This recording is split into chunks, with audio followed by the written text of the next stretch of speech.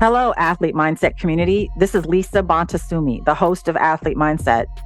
Before we dive into this episode, I want to invite you to support the mission and purpose of our show. For $10 a month, you can help to make sure these conversations get to as many athletes, teams, coaches, and sport mental health environments as possible. As a subscriber, you will receive exclusive content and updates on current topics in athlete mental health, and you'll be directly contributing to the betterment of mental health for all athletes.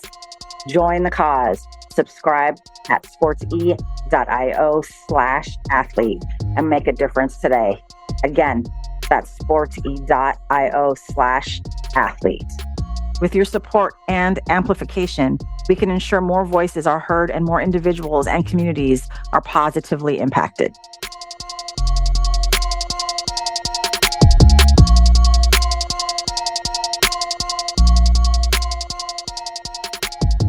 Today, I'm so excited for this Athlete Mindset podcast interview because we're going to have all kinds of fun. I'm here with Brandi Chastain, people. Like, what the hell? I am going to introduce her because she deserves that introduction, but you don't need it, but she deserves it, if that makes sense. So here I go. Brandi Chastain, who I'm sitting with right now, is a revered figure in soccer, achieved remarkable success during her 16-year tenure with the U.S. women's national team, earning 192 caps and scoring 30 goals as both a defender and midfielder. Her pivotal penalty shootout goal, which we will talk about, and the 1999 FIFA Women's World Cup final secured the championship for the United States and solidified her status as a legend in the sport. Brandi's impact extended beyond the international stage, and she also made significant contributions to pro soccer, playing for clubs in Japan, and I didn't know that, and the U.S. Honored as part of the U.S. women's national team all-time best 11 and inducted into the National Hall of Fame and Bay Area Sports Hall of Fame, Chastain's legacy serves as an inspiration to athletes worldwide, symbolizing excellence, leadership, and perseverance in women's soccer, and currently is a co-founder of Bay FC, further cementing her role as a leader and innovator in the sport. What do you think about that introduction? What do you think, Brandi? Number one, thank you. Number two, I feel like that's like what happens to you when you get older. What happens? It gets longer?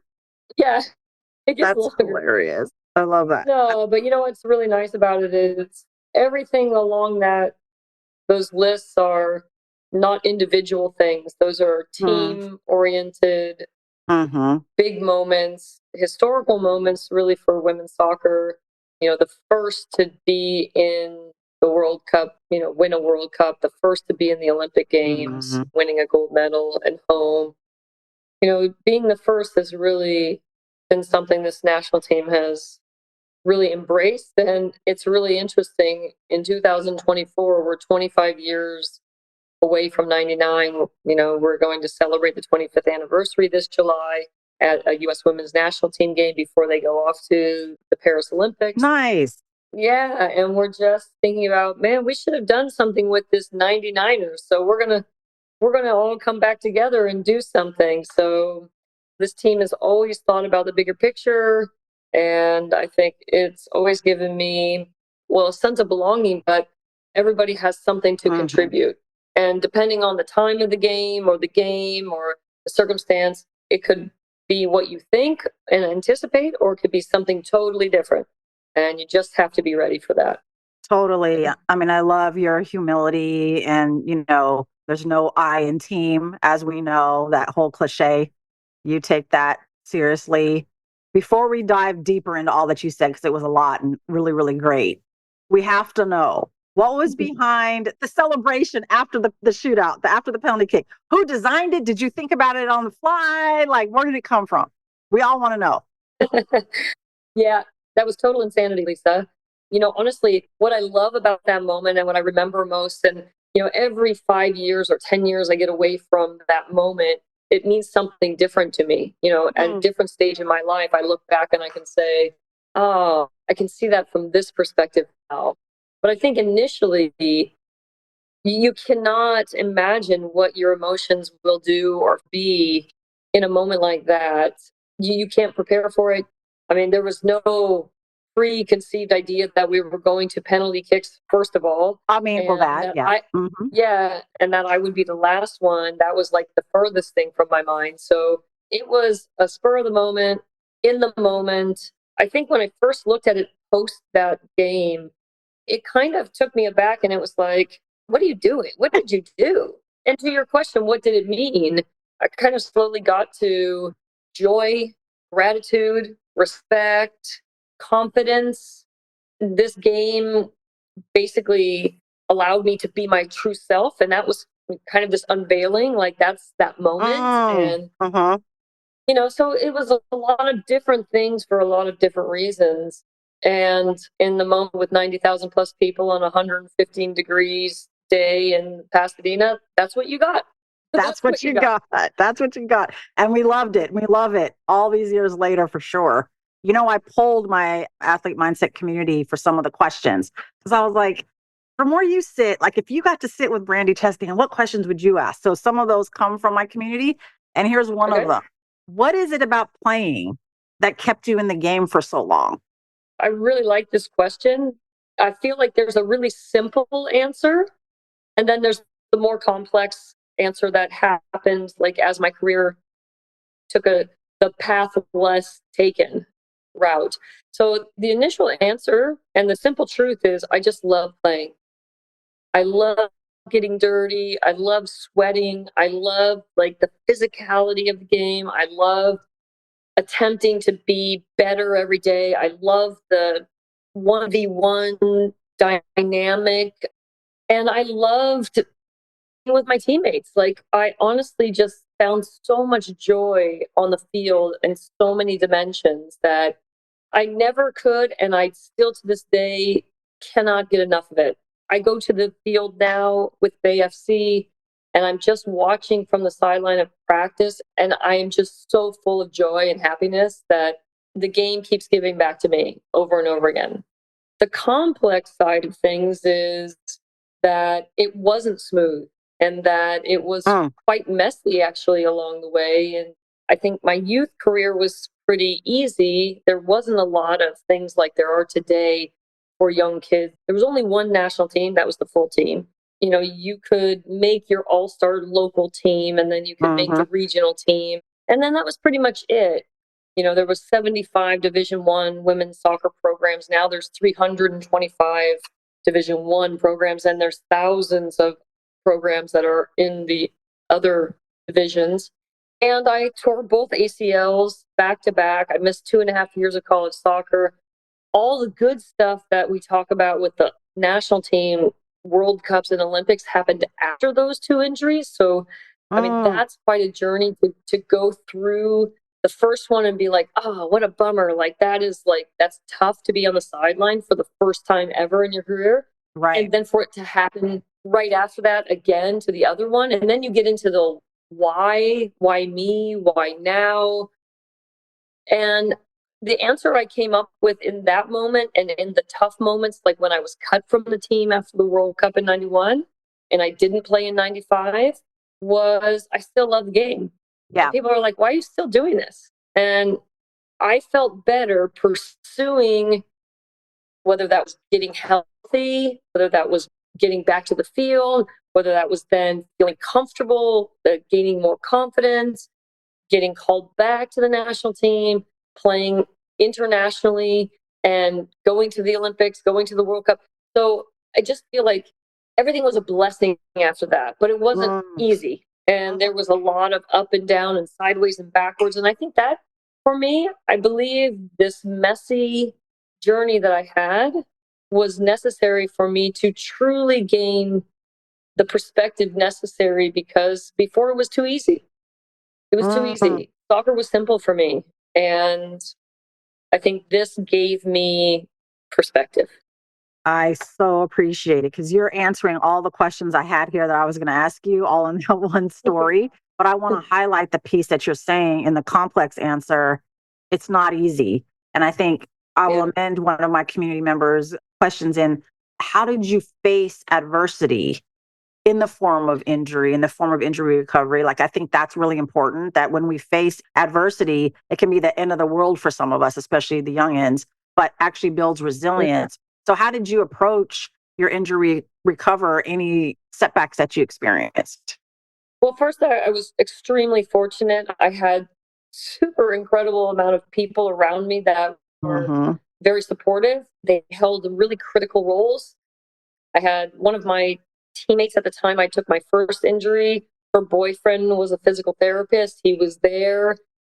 And I started the next, gosh, I just went to him. I had my knee replaced 2 Decembers ago, and he's still my physical therapist. And that's 30 something Wow. years later. And Wow. so I think having that stability, having my family, and initially my mom and dad, like, they didn't give me an out to say, like, that's it, I'm done. But they also didn't say, you have to do this. And they basically just showed up and they said, we're here. What do you need? What can we do? And we're going to support you where you are. And I think that was really incredible. And to be honest with you, I think I came to this conclusion. I think somewhat watched my mom. My mom was my role model and my Mm, hero mm. because she gave up her career to become a mom and to get married because you couldn't be married and have kids as a flight attendant. And that was her dream, was to be a flight attendant. She made that happen.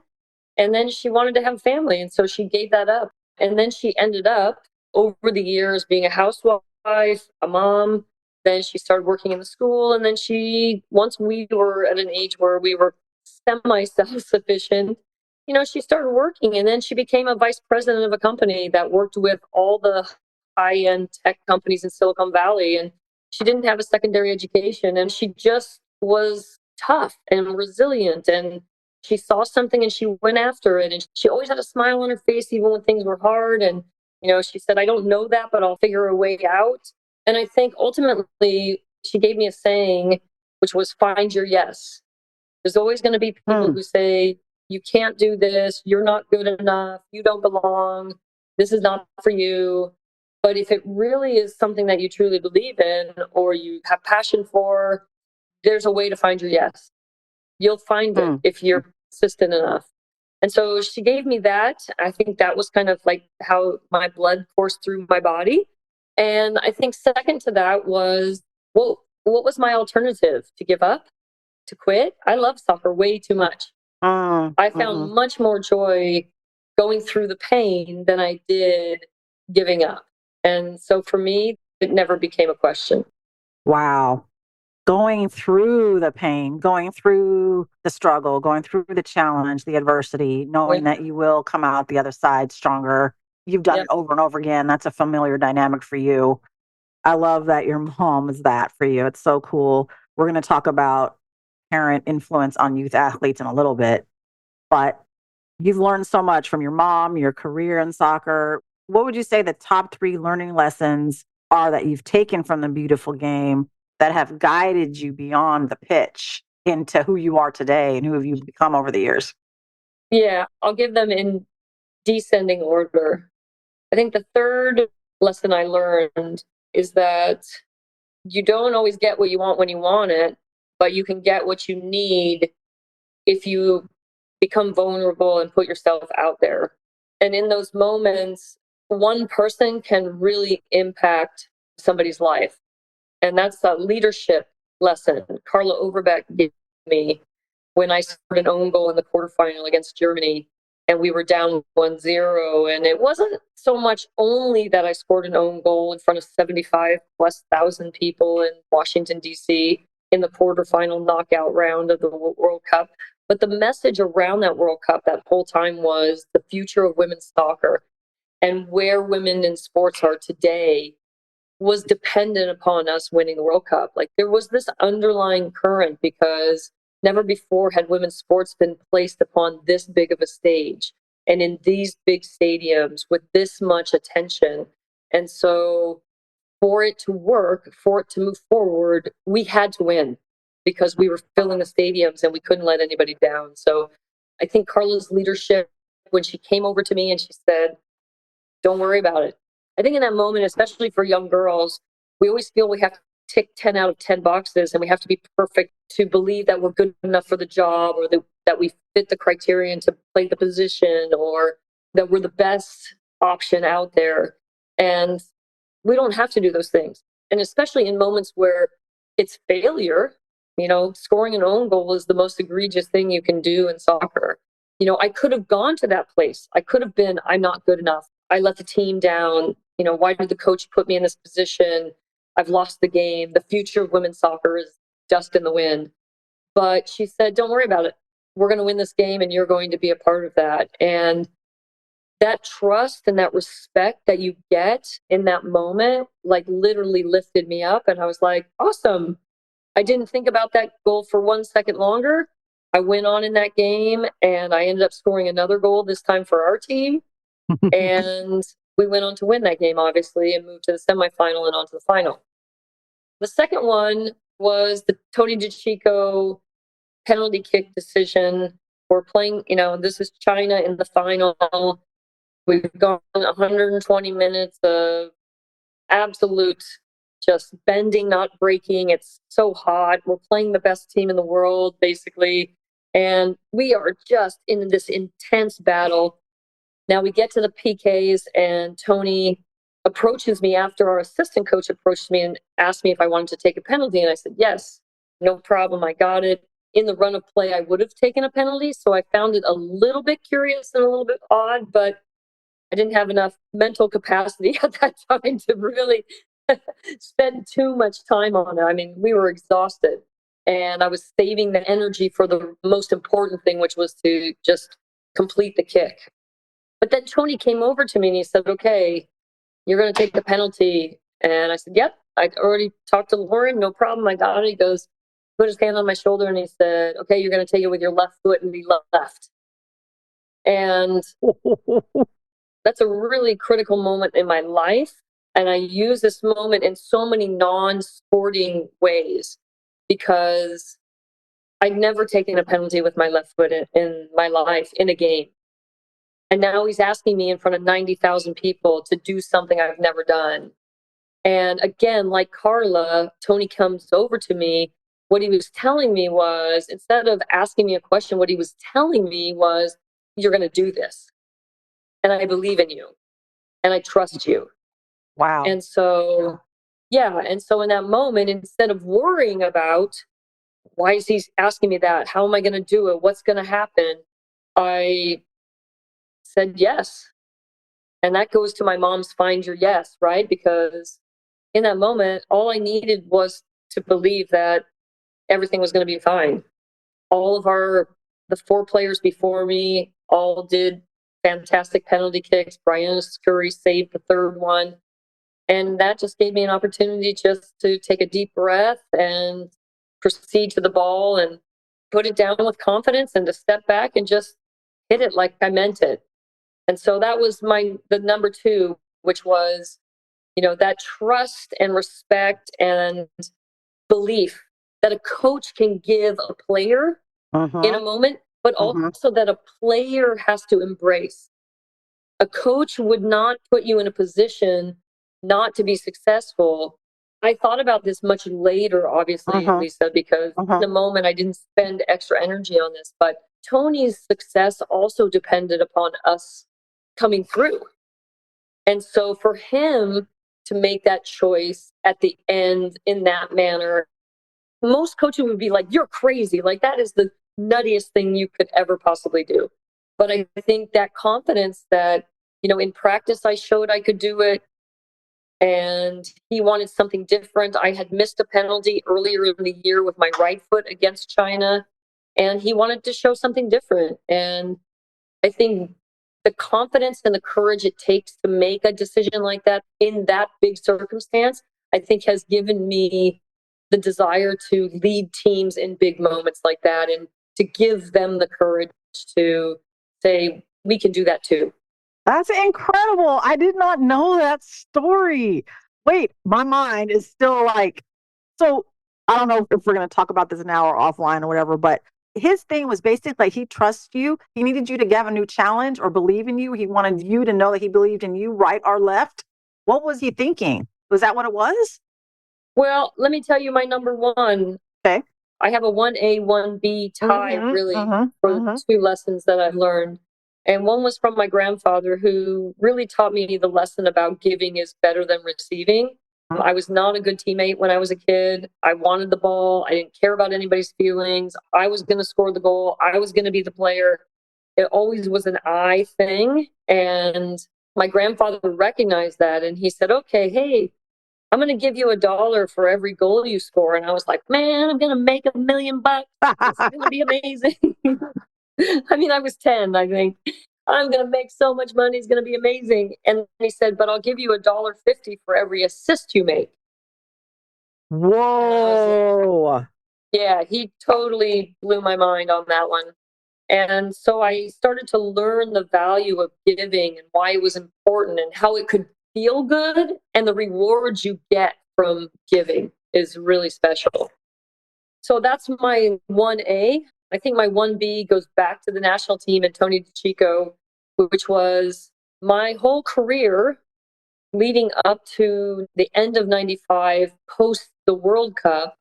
I was a forward, only played forward. That's all I wanted to do. I wanted to score goals. I wanted the ball. I wanted to be the difference. I wanted to be like that adrenaline and that, all the chemicals that happen in your body, that explosion. I just love that. But when I came back to the national team in 95, I had 2 good camps. And then after the second camp, right before the Olympics, he said, we want you back on the team. And I was so happy, as every player would be, right? You're nervous. What's the coach going to say? Have I done enough? And then he said, but not as a forward, as a defender. And I was like, wait, what? I don't think I heard you right. Can you tell me that again? And so I think my 1B is that you have a lot of tools that you don't know how to use in other circumstances because you think that your tool only is used one way. So my example is, if you have a screwdriver and you've got this screw and you're putting it in, and all of a sudden you realize it's not a screw, it's a nail, and you need to hammer it. So you turn your screwdriver around and you just use the end. And what I learned was that really I had a lot of depth to my game. I wasn't just a forward. I had a lot of tools in playing a forward that actually benefited me as a defender. I could see the play coming. I knew what the forward was thinking. I saw the spaces that they wanted to try to get into, and I could exploit those things. And I had never thought about that before. So I trusted Tony for a lot of reasons. And one, because he gave me a chance to come back to the national team after being away for 4 years and to put me in a position I'd never played. And he did it unwavering. He said, this is what we're going to do. I'm going to put you in this position. You're going to help us change the way we play. And we want confident players in the back, who want the ball at their feet. And I had Christine Lilly in front of me and Carla Overbeck to the right of me. And I thought, gosh, if I can't be good between these two, then I won't be good enough. And so the number one thing is, we are multidimensional. We think we have only, A through D tools, but we really have the whole alphabet. And we have to be open to using those tools in ways that are unconventional and that are maybe not mainstream. And we have to be vulnerable about making mistakes while we're learning how to do that. And then the fun that comes along with just being like, I'm trying this for the first time. This is just awesome. And so I think what I call the number one for me is change is my jam. I love change. Change is scary. Change can be unsettling. Change can look different. But to me, change is like spices in cooking. It just makes everything so much better. Wow. Wow. There's so much I can pull from that. There's so much. I think one thing that I pull from that also is that we need other people to see those dimensions in us, because sometimes we can't see them. He saw them in you and was trusted that you could be that. that defender, that left-footed penalty kicker, like that, and your openness. Because another young lady could have like just went to the sideline, threw up at that. Like, really? Yeah. You're I think, what? yeah. Again, I think every human is vulnerable. We're Yes. all vulnerable.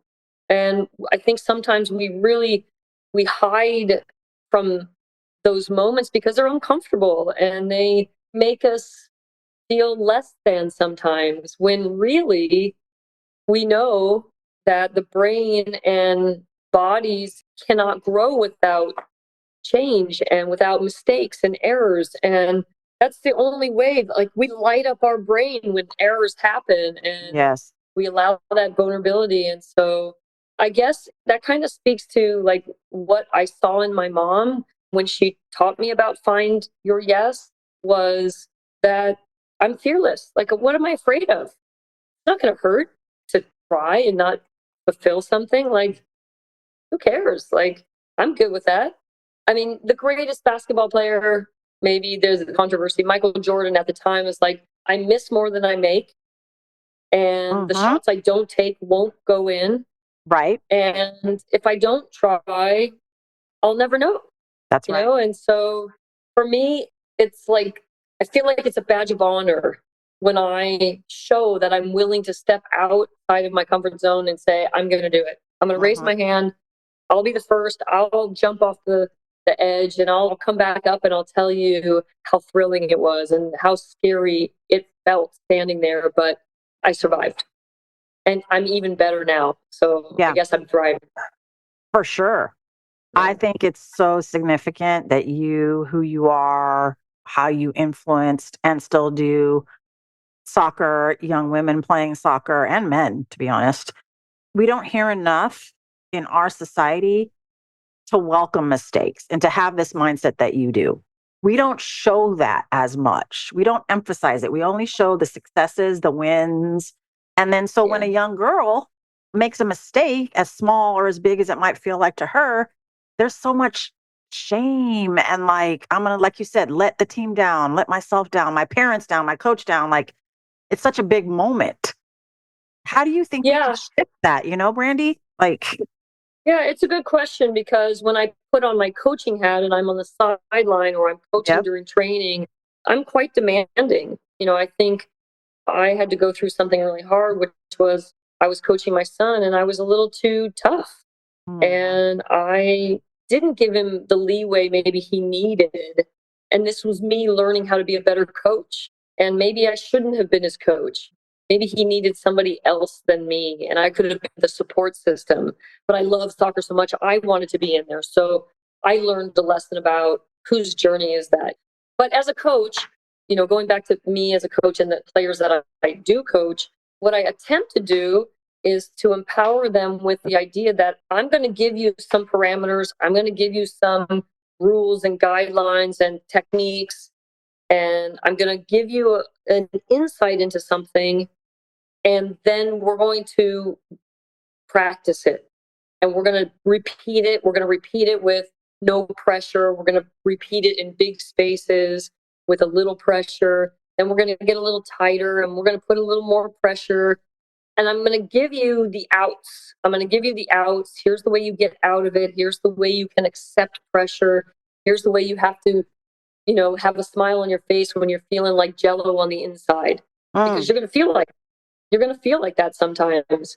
But I believe that perception is reality. If you give like I'm cool on the outside, then what you're saying to the opponent is, "Oh, I can't rattle that person," even if you're feeling nervous on the mhm. inside.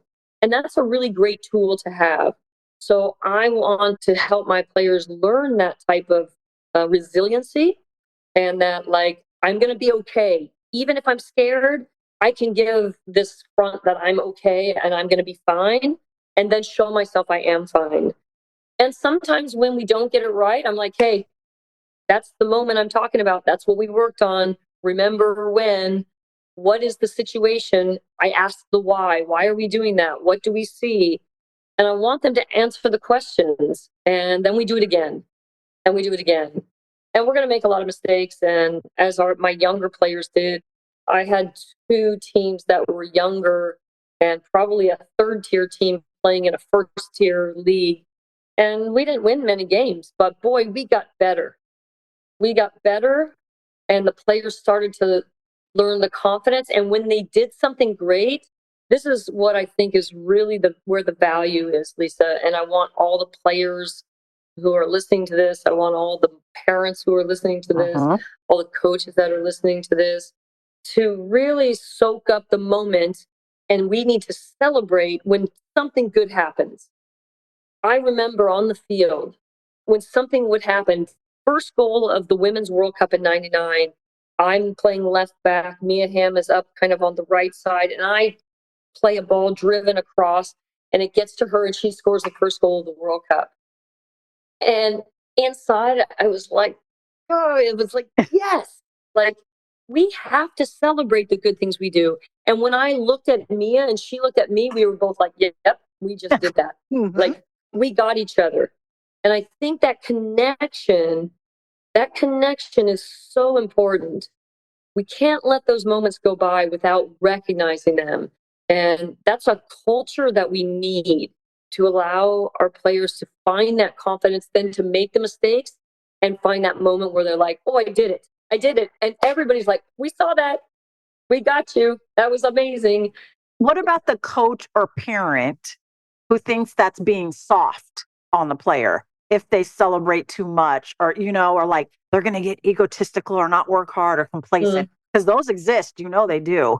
How do we handle that? Well, I can only explain my experiences. Yep. And that my experiences were that when I was in an environment and the culture was one about celebrating and supporting when we did good things.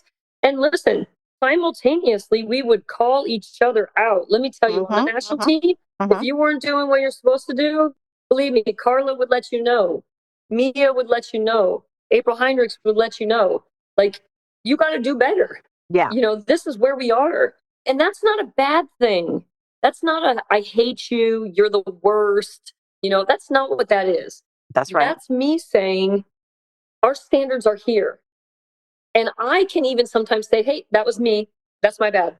I didn't do that right. I'm going to get the next one. And that's safe. That's a safe place.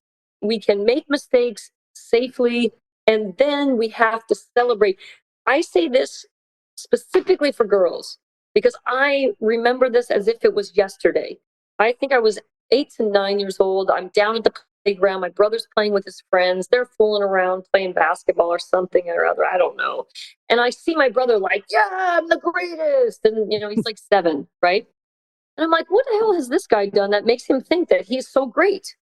What I then took away some 20 or 30 years later thinking about that moment was he believed that. And he owned that. And we, as girls and women, feel like we have to do something so spectacular to say, I deserve that. When we should be building ourselves up so that we do, when that moment does come, we're going to take it. And so I like to say we have to celebrate things, because if you can't feel good about the good things you do, nobody else can. And then we waste an opportunity to lift our standard, to lift our spirit, to lift our confidence. And that's a travesty if we don't use that moment for good. I appreciate you breaking it down and saying, this is my experience. This is where I thrived. And if you say that, a lot of people are going to listen. I think I want to go back to this piece that you said when you were coaching your son and being a parent, and you asked the question, whose journey is that really? Yeah. Like, is that mine or his? Or like, I think parents, there's a whole lot of talk. I know you know about it in youth soccer about how parents are just yelling and screaming and demanding and mortifying their young athlete, and like with embarrassing statements and things like that in front of their friends, quote unquote, all this stuff. How do you even know to ask that question? Whose journey is this, mine or my kids? And how do you answer that? Well, I made a lot of mistakes, Lisa. Yeah. I made a lot of mistakes and things were not going well. And I had to take pause. And for me, I feel like part of the equation was I wanted to be a coach. And so it was me being a coach for my son. Yeah. Instead of me as the parent being the coach. and parenting while I was coaching my son.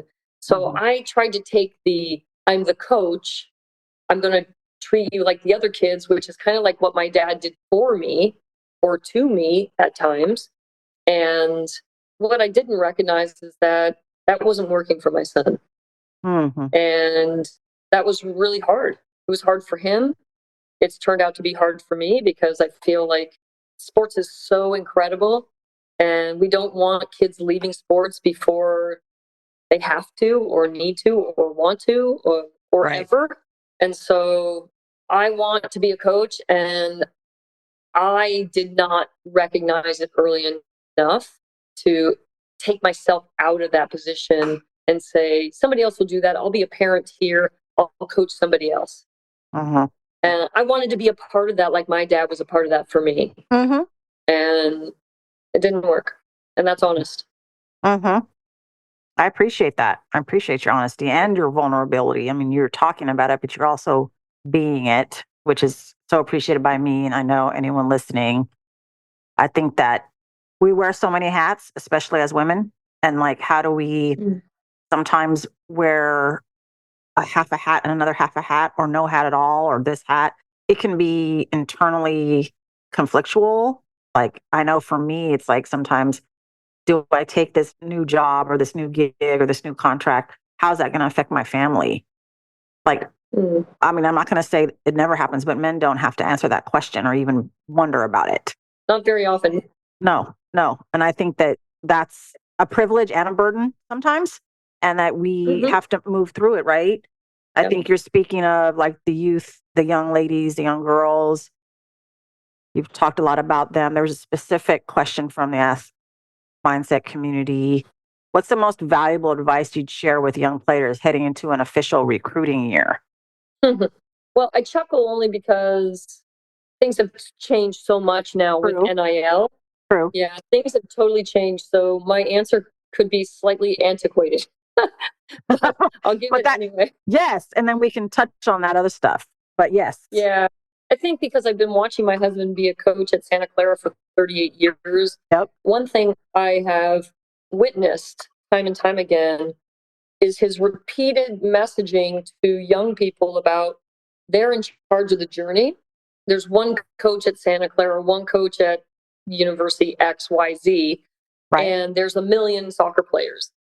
You know, if you really are interested in a place, you need to invest time. You need to know more than just writing a letter. Dear coach, my name is, I play this position. Come and watch me play at this tournament.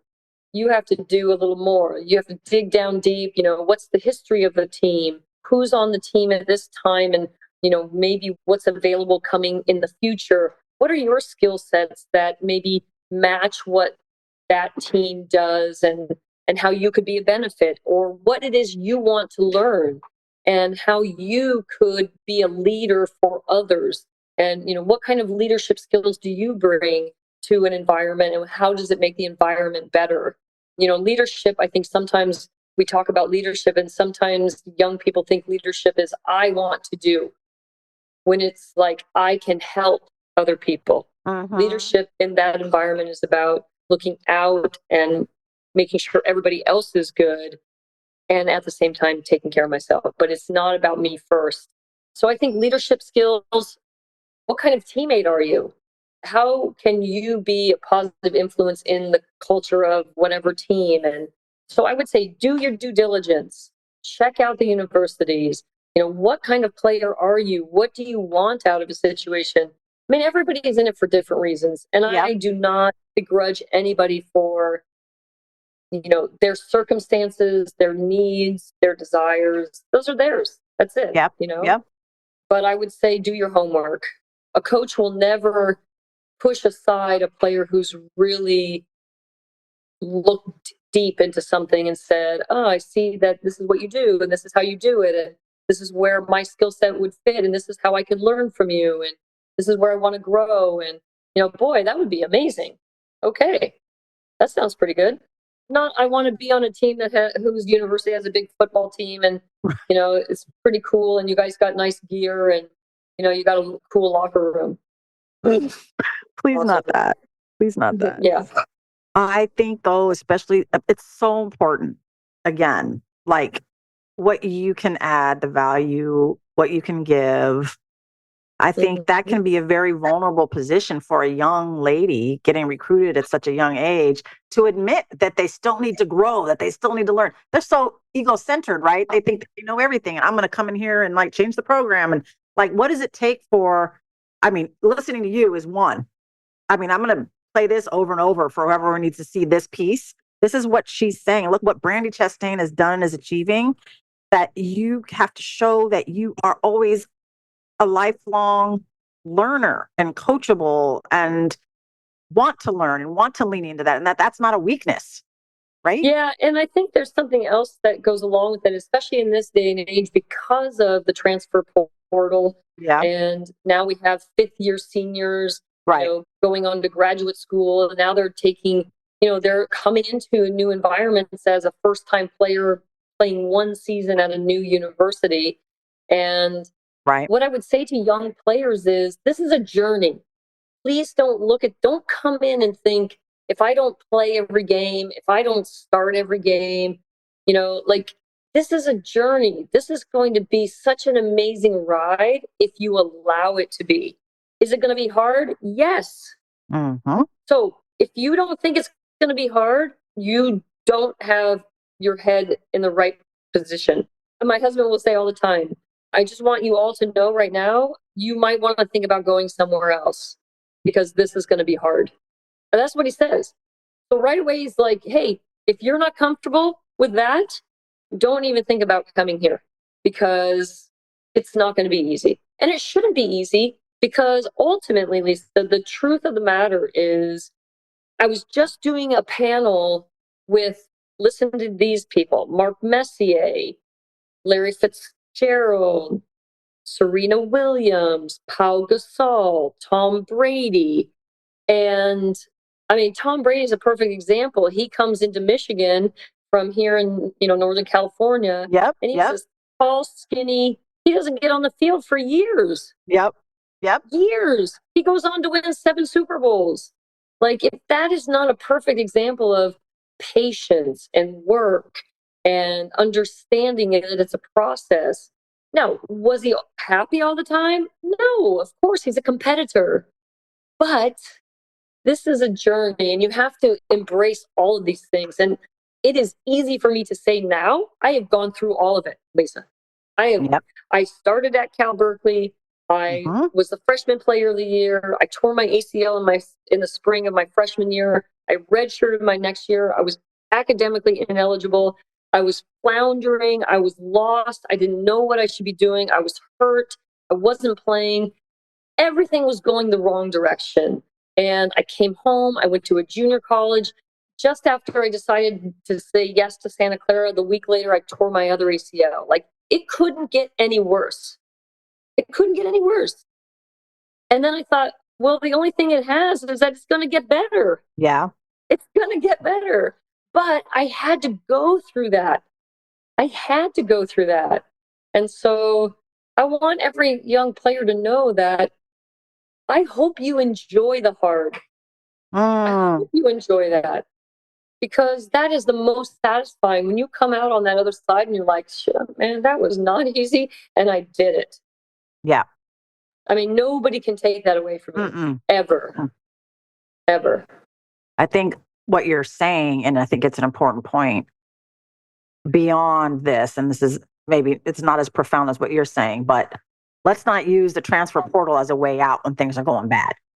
Yeah, I mean, it's a tough one. It's a tough one. I hear what you're saying.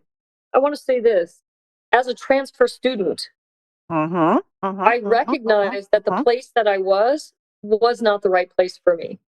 I'm so lucky that I had that experience. I would not change that part at all. Gotcha. At all. I learned a lot. I met some great people. I experienced a lot of things that I had never been exposed to. I mean, I was on a big campus. Like, it was all good.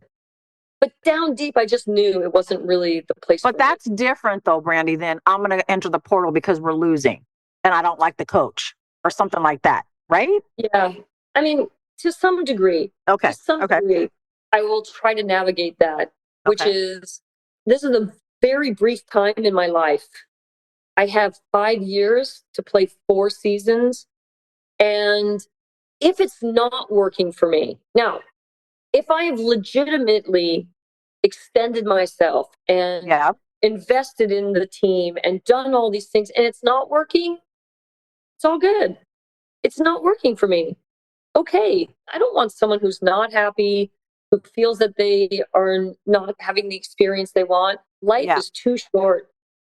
If you're just going to jump around because you're pissed off about something, usually you're not doing what you need to do. That's different. Yeah. That's different. Again, remember earlier I said you got to go through the hard part. Yeah. The hard part is really where the good stuff happens. So are you doing that, or are you like, you're getting your toe in the water and you're like, nope, that's too cold. I'm not getting in.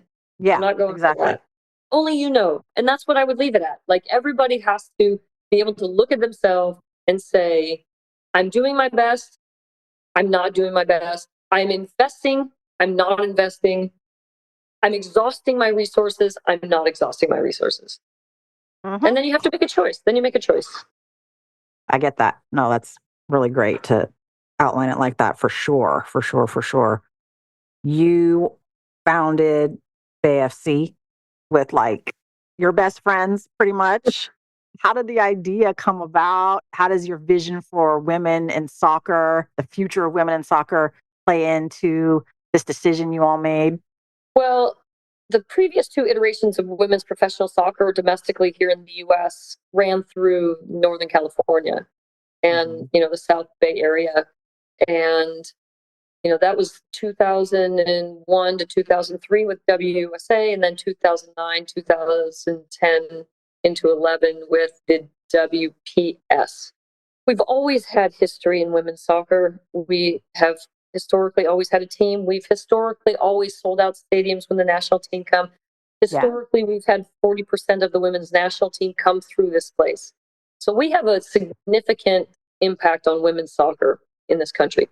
It just so happened that after WPS folded and the NWSL began, we didn't have a team and things were shifting. Women's sports were, as they were starting, was more about a charity. It was more like, well, I have daughters that play. I want to give them an opportunity to see it. And it really wasn't about a business model. It wasn't about professionalism. It was more like, yeah, we'll do it, and that was not as sustainable. And so that was problematic as, the leagues moved forward and then the leagues ceased to exist. And when the NWSL came around, there wasn't anybody that was willing to take a chance. They didn't have the vision. They didn't see the value of women's soccer. And really, the landscape of sports at the time really was not as open.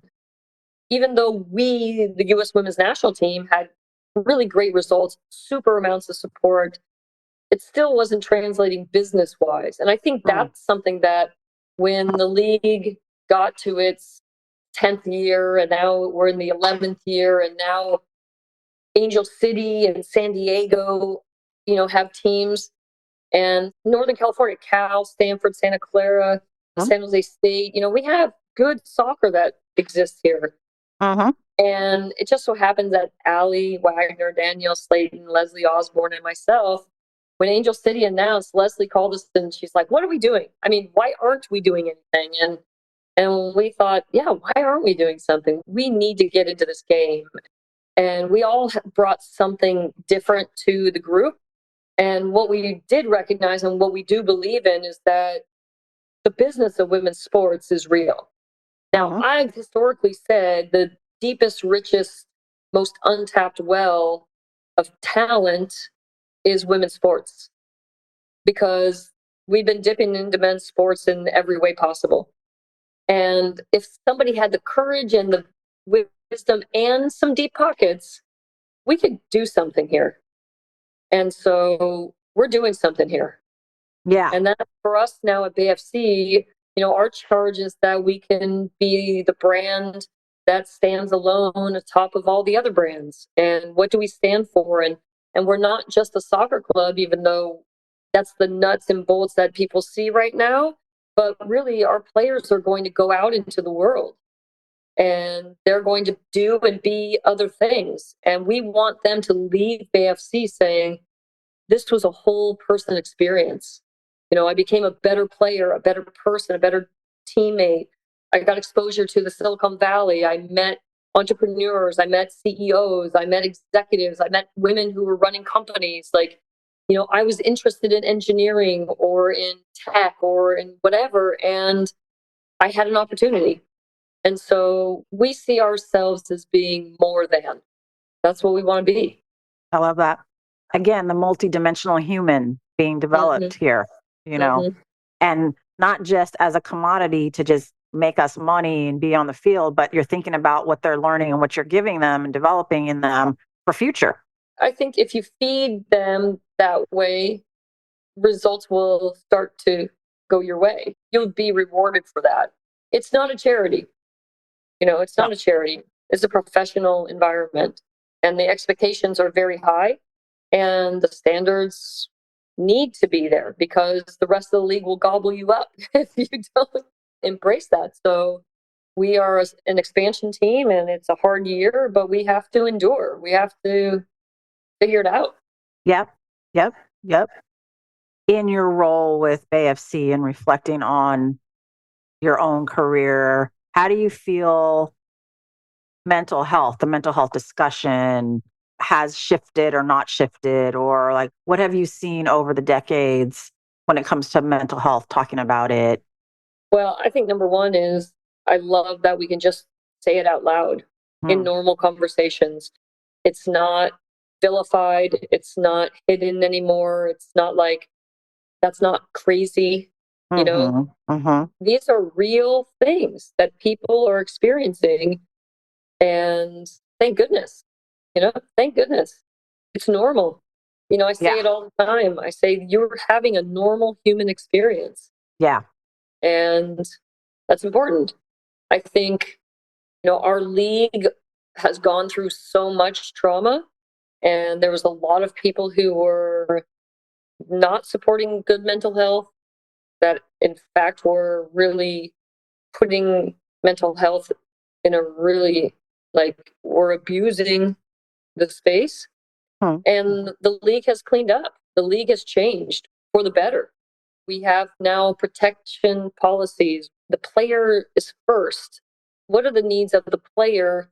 I mean, I recall this very vividly, Lisa, that we were talking about prior to the first Olympics, how are we going to win this Olympics?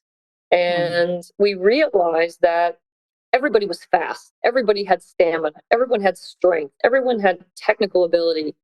Tactical ability, some were better than others, some game plans better. But that mental fortitude, the resilience that it took, the awareness and willingness to be under pressure and to, gobble it up for breakfast was the difference maker for us. Could we be strong when we were weak? Could we find support when we felt like we were alone? How do we do our job plus half of somebody else's in support of them and not have that be like, oh, that player is weaker or they're not good enough? That's not what it is. To be a really great team, we needed everybody to commit to the Olympic mantras, faster, higher, stronger, right? You know? And we committed to that. And that became our calling card for the rest of, I think, what you'll hear about the women's national team is we won games before we started them because we had decided we were going to put it all out there. And that's scary. We're scared of the teams. And what are we willing to give? And how are we willing to support? And how can you be a competitor against your teammate in an environment where you also have to support them? That's tough. Yeah. And that is a great skill.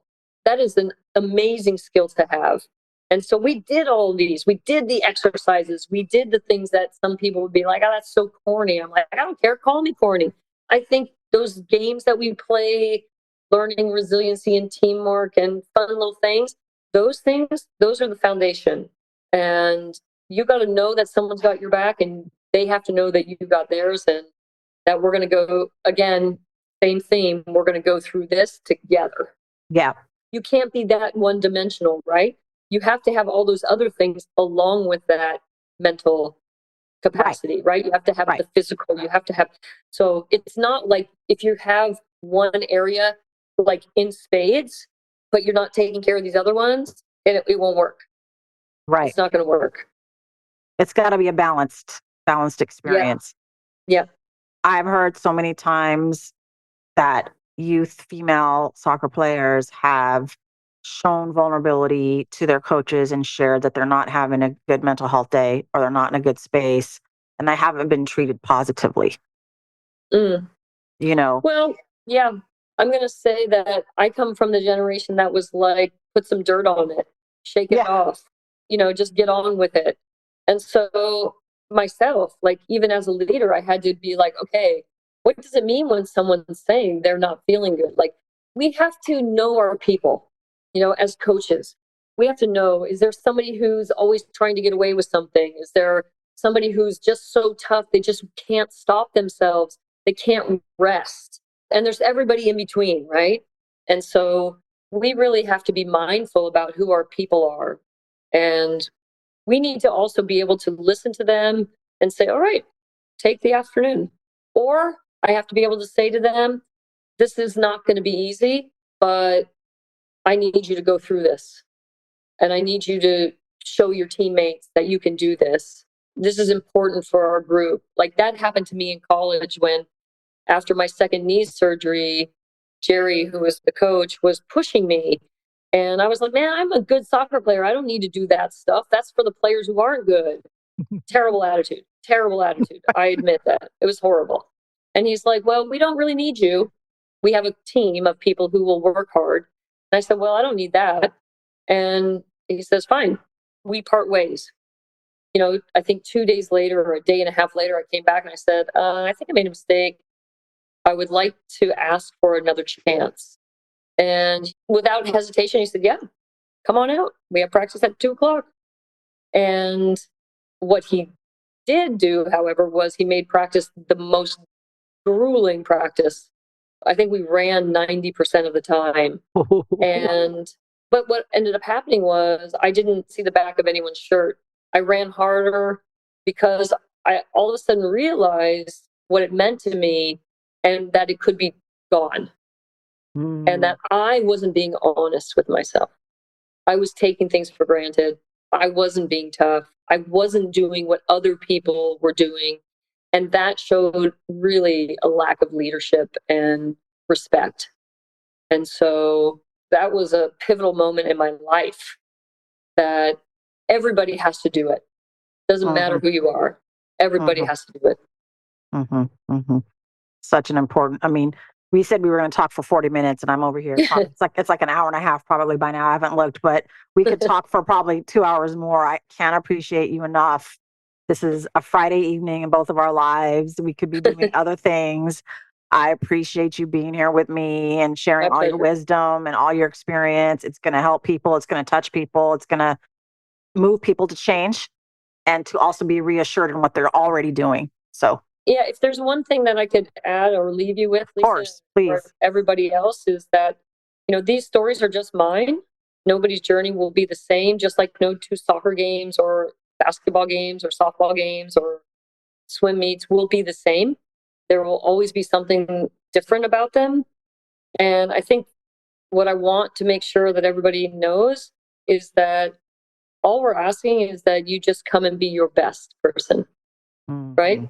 Don't come and say, I want to be Lisa or I want to be Brandi, because it's not happening. It's just not going to happen. And you're good enough. We'll figure out, and you'll figure out ways to be your best star, and you'll shine in your own light. And I think that's really important. And with technology these days, that becomes harder and harder every day.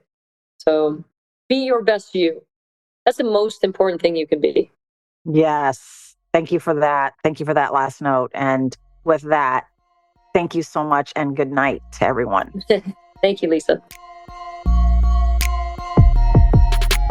Athlete Mindset is part of the CADSource Podcast Network. At CADSource, we love podcasts. In fact, we love building podcasts, everything from development to production.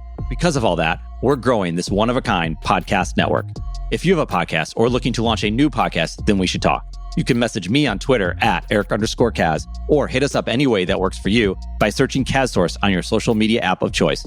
Let's talk about your podcast joining this one-of-a-kind podcast network, the CADSource Podcast Network.